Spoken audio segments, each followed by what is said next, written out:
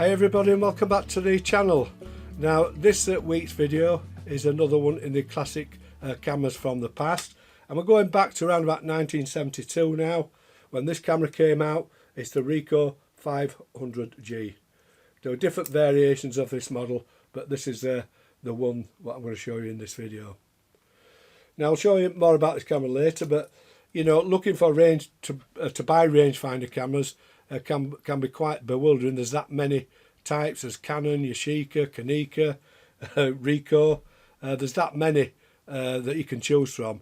It just gets a little bit bewildering. What camera should I buy? Now the only way that I think that you can make decisions is by listening to reviews such as this I'm doing, reading on the net about these cameras, people who've tried and tested them, and then make your decisions from there. I mean, I own a few rangefinder cameras, 35mm medium format. If you want the ultimate in mechanical quality and optical quality, I would probably say that the Leica. This is a Leica 3F with a Elmar 50mm collapsible lens. Now these you will pay £500, £600, £700 for with a lens.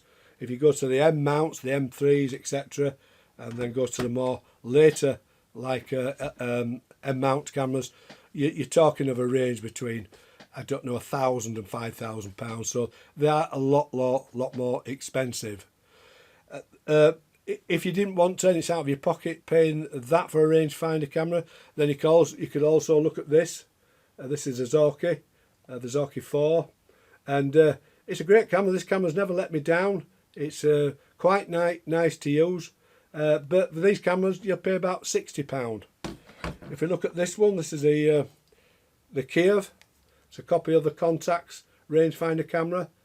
Another great camera, very well built. If you buy the earlier models of this, they virtually are a Contax, and the lens on these cameras are really good. Although they are Russian lenses, but they're really good. And these cameras will fetch you. Cost you around about £80 to £100 in good working condition. Moving on to medium format, you could try cameras like this. I've done quite a few videos about this camera. This is a Mamiya 6 rangefinder camera. These cameras anywhere from £100 to £200. But all these cameras have one thing in common, and that's automation. Now the Ricoh has that automation built in, and you're not having to, with this camera, guess the exposure. It has a built-in light meter around the lens, so it does make the picture taking process a lot easier and a lot quicker. And I can tell you this meter is really accurate, as you'll see in the pictures.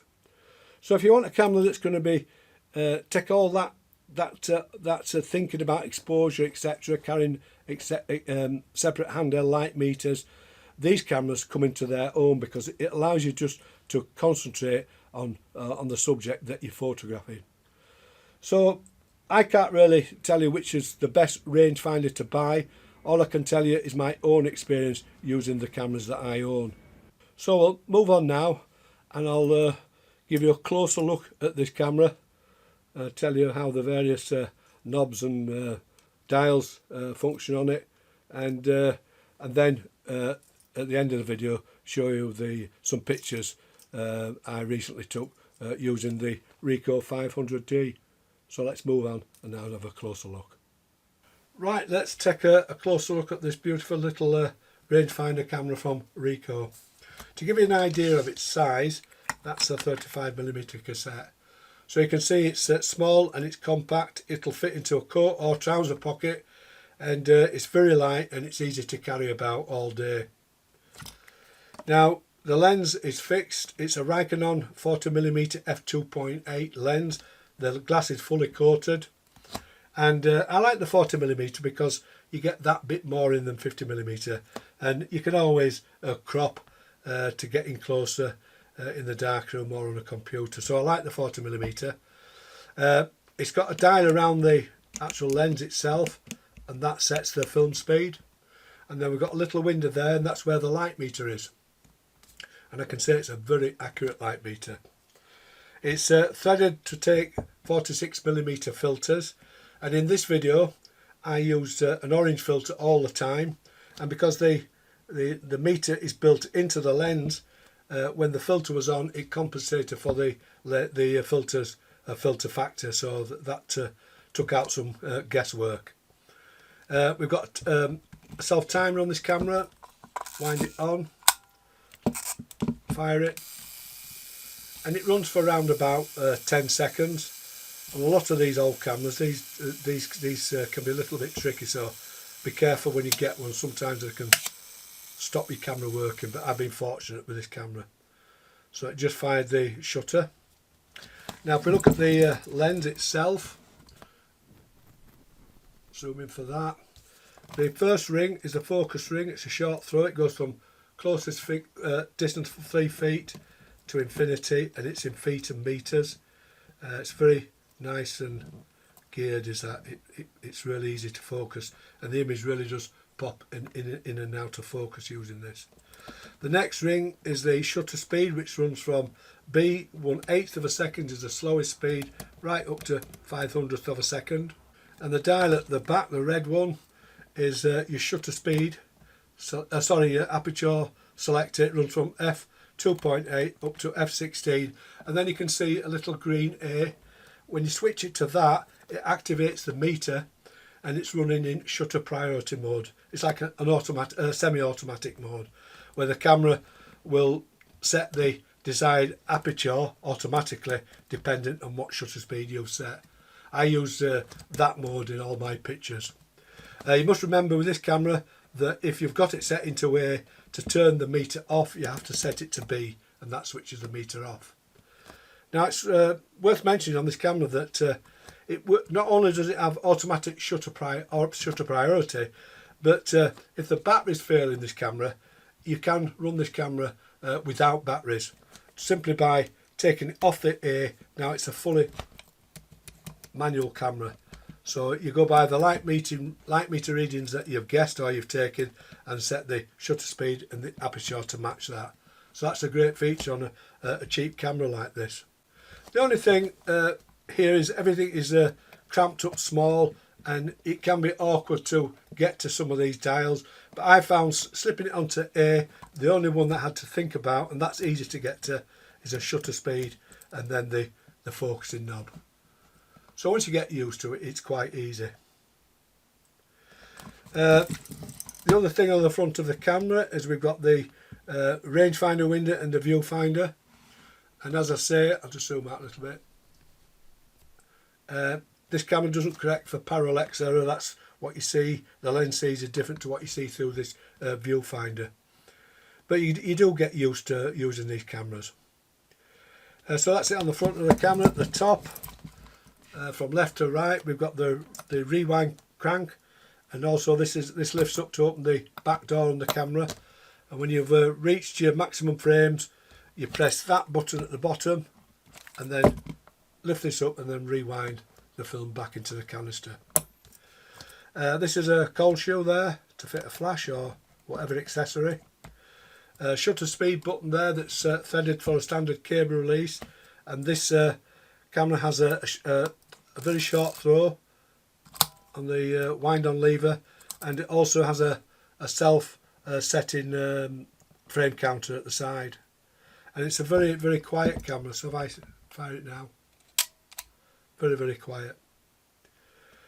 The underneath of the camera, as I say, I've just showed you, that's the rewind button. It's got a standard socket for fitting onto a tripod, and then we've got the battery compartment. This camera originally was designed to take a 1.3 mercury battery, but I've simply fitted in an SR44 alkaline battery, and it works perfectly.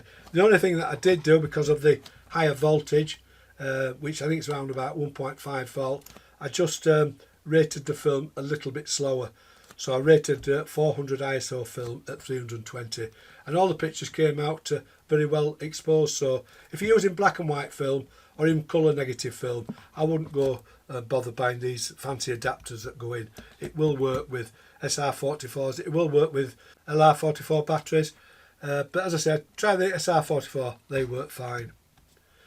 The side of the camera, you've just got these eyelets for straps, and there's your PC socket for syncing for flash. And this camera will sync at all speeds because it's a leaf shutter. To open the back, you lift up this lever here and the back opens. To load film, it's easy on this camera. It's got a little slot in there, and you put your film in at this side, pull it across, make sure that these sprocket holes engage with this sprockets on this gearing here, and that's the one that pulls the film along. And it also sets the frame counter. Insert the leader into there, close the back, wind the camera on until you come to number 1, and then you're ready to shoot. Now, one of the faults with these cameras is the light seals. But the thing is, there is no little grooves to fit light seals in, which makes it a lot easier to make it light tight. All the light sealing is actually on the back of the camera. I've done it to this one. Mine was really gooey and dead easy to do, 10-minute job, and it's completely light tight. So at the back we've got the viewfinder window. It's quite bright. It's got a slight bluish tint. It's not huge, but it's very usable. As you can see on the right hand side, we've got a needle, and then we've got a scale running up from 2.8 to f16, and then top and bottom you've got these 2 red blocks. Now when you put it into the A mode, which is shutter priority, always make sure that the needle is within those apertures. If it goes into the red blocks at the top and the bottom, you're going to get an incorrect exposure. So as I say, always keep your eye on that. In the centre you can see there's a triangle. That's your rangefinder patch, where you adjust the focusing ring on the front of a camera until both images align together and you're in focus. It's very easy to do with this camera. And then we've got the frame lines. The outer ones are for normal use. The inner frame line is for when you're getting closer in. Use those frame lines. If you're in manual mode with this camera, just to remind you, an M comes up in the viewfinder. So it's very, very easy to use. The camera's very well made. It's made all out of metal, and I really enjoyed using it. But it's all well and good talking about how the cameras work. The real proof is in how they actually perform in real life. So I took this little camera with me on our short break to the North Yorkshire moors. We ended up on the east coast at Whitby, etc., and finished off at Saltburn by the sea, and that's where all these pictures were taken. I fitted an orange filter to the camera just to darken down the blue skies and add a little bit more contrast. The films that I used was Kodak Tri-X and Ilford HP5. I rated both films at 320 ISO. I developed the films in ADOX XT3, which is a clone of Kodak Xtol, and the negatives came out really, really well. So as I say, the proof's in the pudding. Let me show you the pictures that I took on our short break.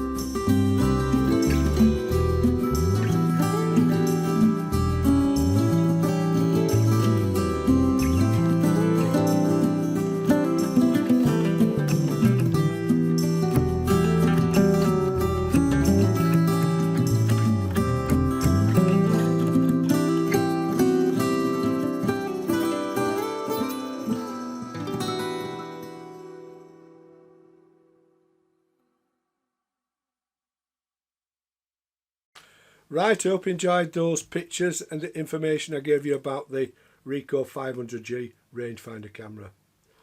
Now, a little bit of advice when it comes to buying these type of cameras. If you've never done rangefinder photography before, I would always recommend to start off with a cheaper rangefinder camera like this, and then if you like it, build your way up. Rangefinder photography is a different experience to using, say, like an SLR camera where you're looking through a mirror, looking through the lens. Rangefinders do have certain quirks that you might not like. First of all, they don't focus close. So if you can see on this camera, its closest focusing distance is 3 feet. So that can be a little bit restrictive, but it's just the same for the Leicas. This Leica 3F, that won't focus any closer. But the difference is with these cameras, you can buy close-up attachments that allows you to get a little bit closer. With these cameras, you can't. So that's something you have to get used to. The other thing with these cameras is the parallax error. That's the difference between what the lens is seeing and what the viewfinder is seeing.